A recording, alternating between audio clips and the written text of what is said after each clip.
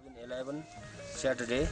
We arrived here yesterday to look at the relay station and to do some maintenance work.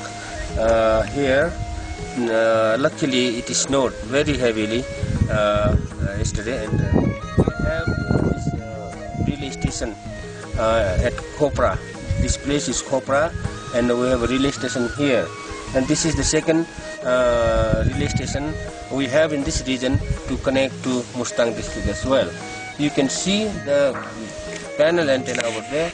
That panel antenna is connected to another mountain which is about 15 kilometers on that side, and that relay station is connected to Pokhara. And we have also another radio pointing towards the Himalaya that goes to Mustang district.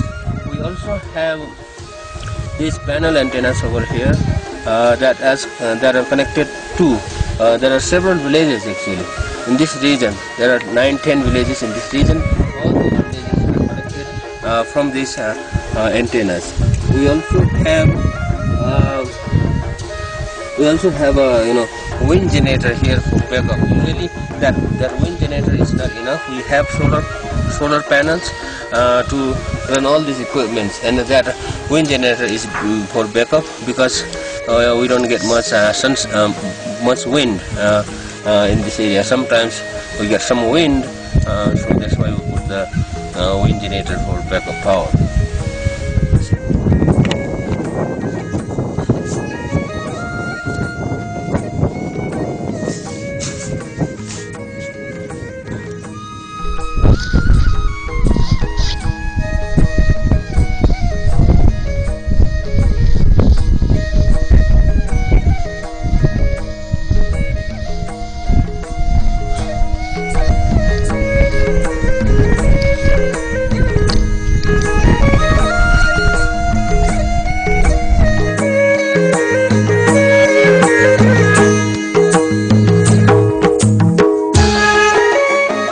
This is our yak and cow crossbreeding farm.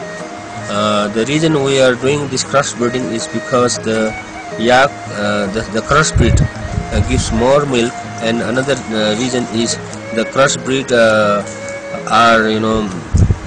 can be used for plowing the fields or carrying loads. They can be used as a pack animal, and they can go at the lower elevation. Usually, yak cannot go down below 3000 meter, but the crossbreed can go below like 2000 meter as well. So they are very useful animal, and another purpose is to use the milk for making yak cheese. So that's why we have this yak and cow crossbreeding farm here. Right now we have about 30 cows and 2 yaks here. We have some crossbreeds as well. The crossbreed is called Zopa. The difference between the crossbreed and normal cow is the tail of the crossbreed is bigger, and like you can see there, that's the crossbreed, and with the bigger tail, and the cows. And it takes it takes time for the cows and the yak to know each other and produce the crossbreeds. This is Khopra Ridge at the elevation of 3600 meter, and we have a yak farm here. Now there are 150 yaks in this area. We use yak milk and yak meat, and also people drink yak blood for medicine.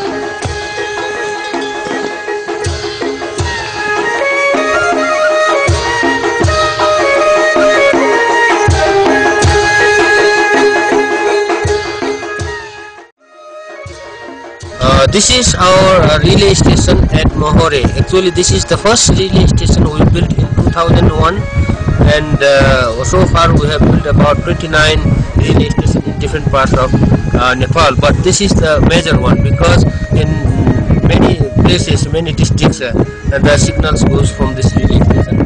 We have several antennas pointing in different directions and connecting different districts. Also, we have this tall tower which we built in 2009, and before that we were using that tree just behind that tower as a relay tower. Now we also have lodge here for the tourists, and we also are using the solar panels for the power for the relay station.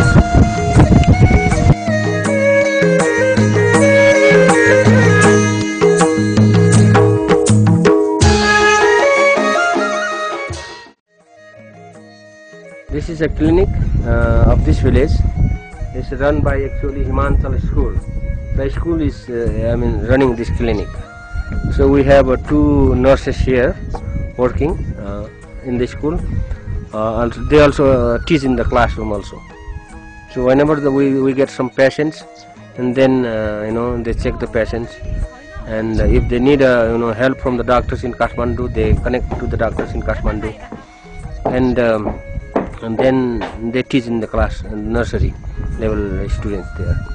And this one is connected through wireless system to the computer lab there, and the computer lab is connected to the top of that hill through the wireless, and that hill is connected to Pokhara, and from Pokhara it goes to Kathmandu through optical fiber network.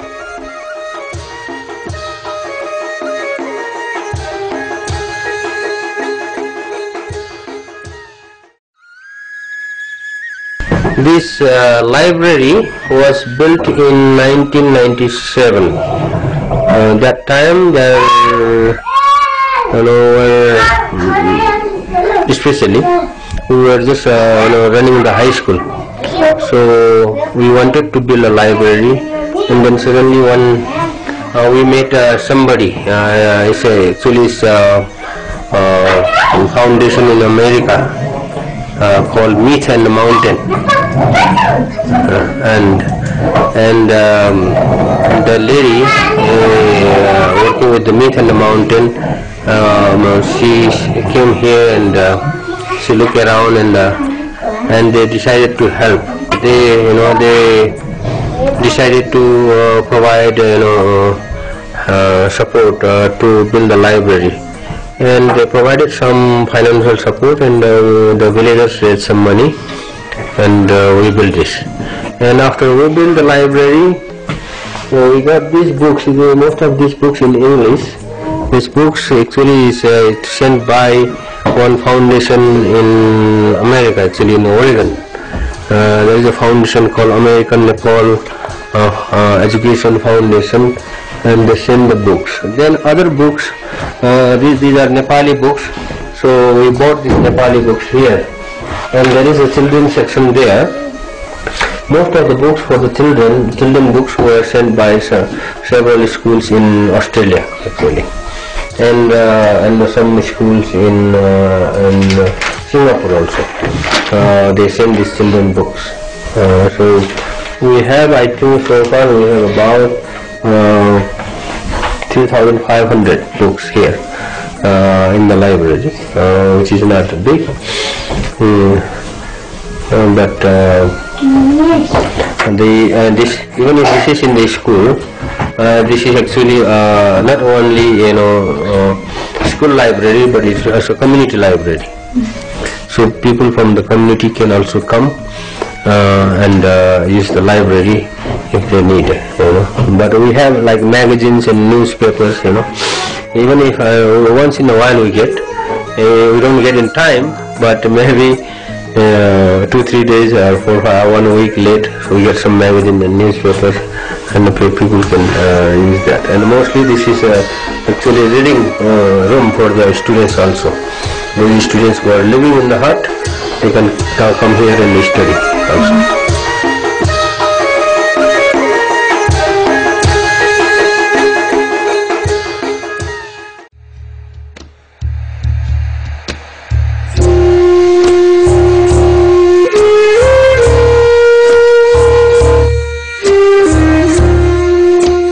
In the foothills of the Himalayas, Nepalese people have been making lokta paper for centuries from lokta shrubs. Lokta grows under the shade of larger plants in high elevation above 6,500 feet. As the shrubs grow in remote places where jobs are scarce, paper making is a feeding option for villagers. Lokta paper is environmentally friendly due to its ongoing regeneration after repeated pruning. The paper is naturally resistant to worms and insects, and is valued for its texture, durability, and ability to last for hundreds of years. The Nepalese government still uses lokta paper for archiving. The workers collect the plants for paper making in the winter and begin production in the spring, making it a seasonal program. The process begins by harvesting the shrub from the nearby forest. The shrub is split into thin, straw-like strips to be washed. They are laid out to dry and then boiled for 5 hours.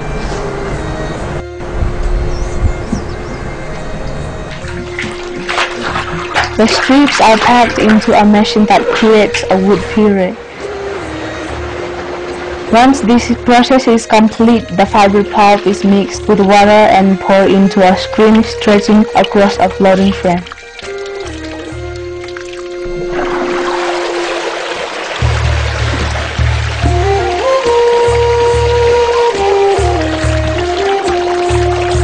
The screens are then set out to dry in the sun, producing long, crisp fiber paper. Once the paper is dry, it is pressed by sledge stones, cut, and then bound according to need. Finally, the books are bound by hand, one by one, with a thick needle and thread.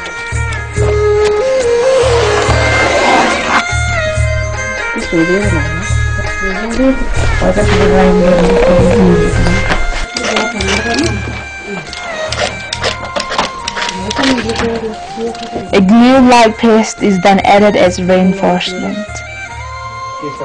Since 2007, it has been a respectable source of income for the 8 women currently employed in the Nandi-village.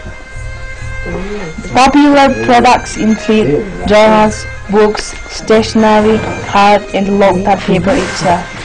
All of the handmade paper items are fair trade and considered tree-free.